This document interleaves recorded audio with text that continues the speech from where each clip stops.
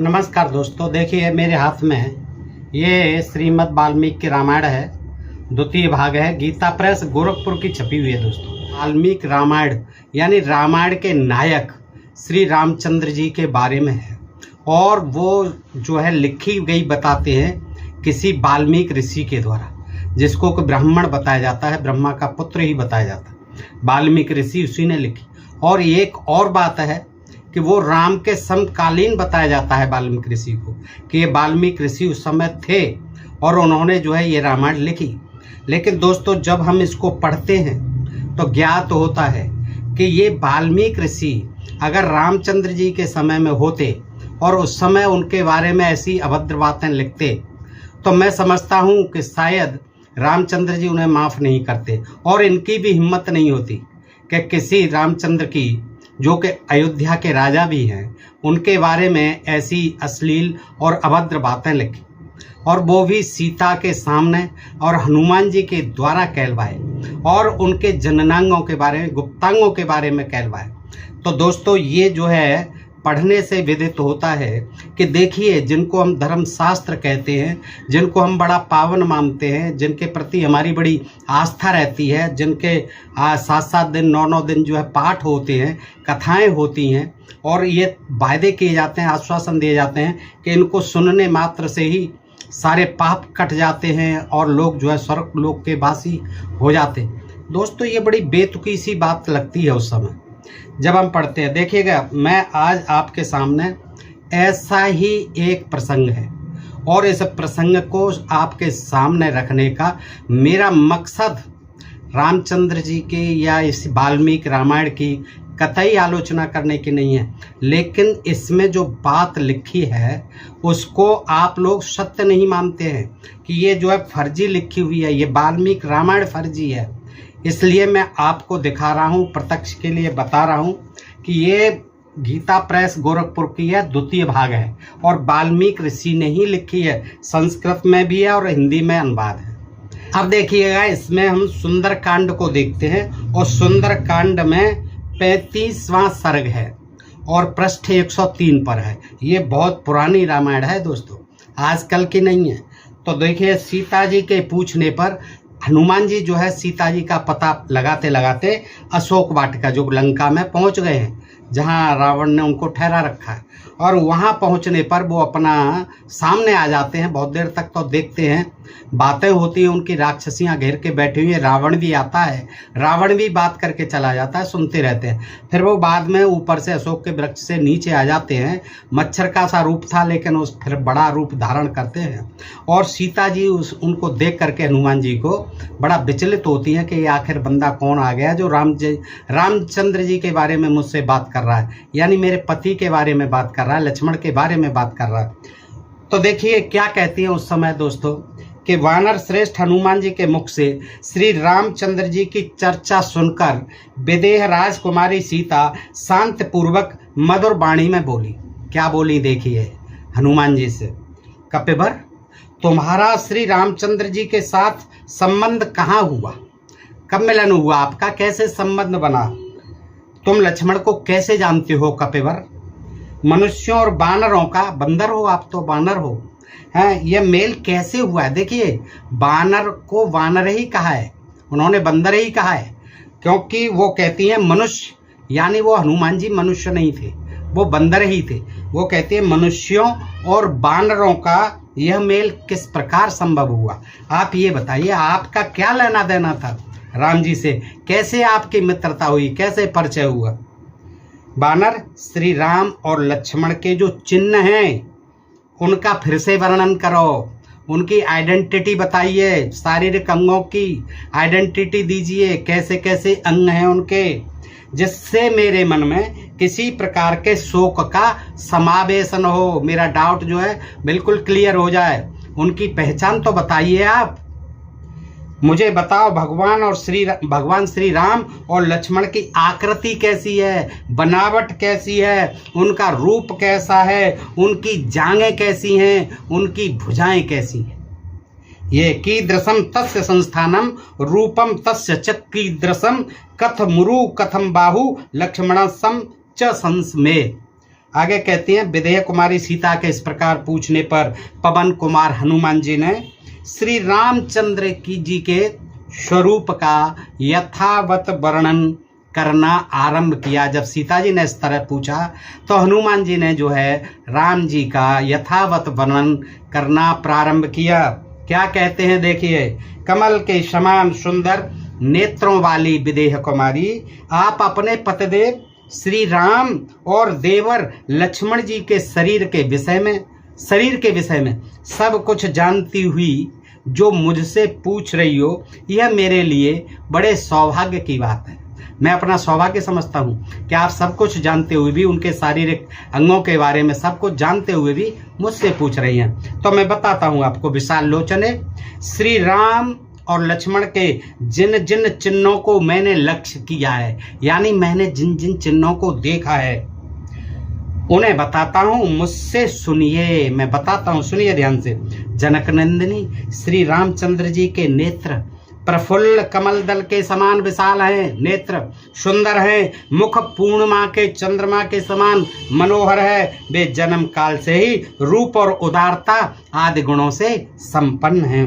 राजनीति में पूर्ण शिक्षित, ब्राह्मणों के उपासक। देखिए कौन है, हनुमान जी भी कह रहे हैं ब्राह्मणों के उपासक हैं, यानी ब्राह्मणों के लिए उपासना करते हैं, ब्राह्मणों की पूजा याचना करते हैं, उपासना करते हैं। देखिए जंगल में मारे मारे फिर रहे हैं, फिर भी ब्राह्मणों की उपासना अवश्य करते हैं, और उपासना का ये फल उन्हें मिल रहा है।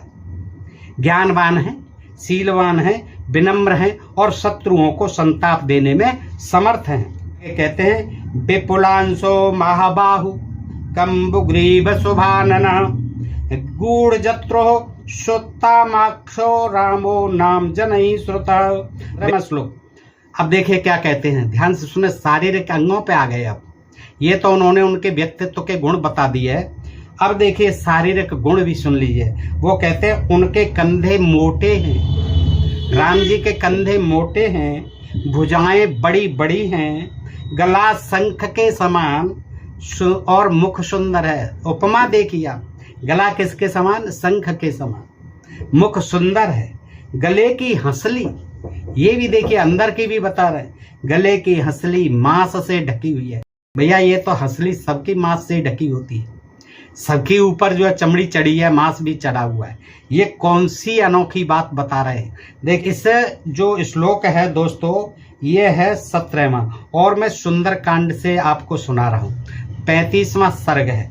देखिए इसको आप ध्यान से सुनिए कि ये जो है इस वाल्मीकि नाम के व्यक्ति ने जिसने लिखी बताई गई है। मुझे नहीं लगता कि वो विद्वान ब्राह्मण था, कोई ऋषि था, क्योंकि अगर वो विद्वान ब्राह्मण और ऋषि होता तो इस तरह की राम जी के बारे में और हनुमान जी के मुख से और सीता जी को ऐसी बातें नहीं लिखता, कतई नहीं लिखता। इससे सिद्ध होता है कि ये वाल्मीकि रामायण जो है बाद में लिखी गई है, और किन्हीं जो है जो नशेड़ी लोग होते हैं, गंजेड़ी आदि होते हैं, उन्होंने ऐसी बेतुकी बातें लिखी हैं जो स्वयं जो है लंपट थे और जो धूर्त थे।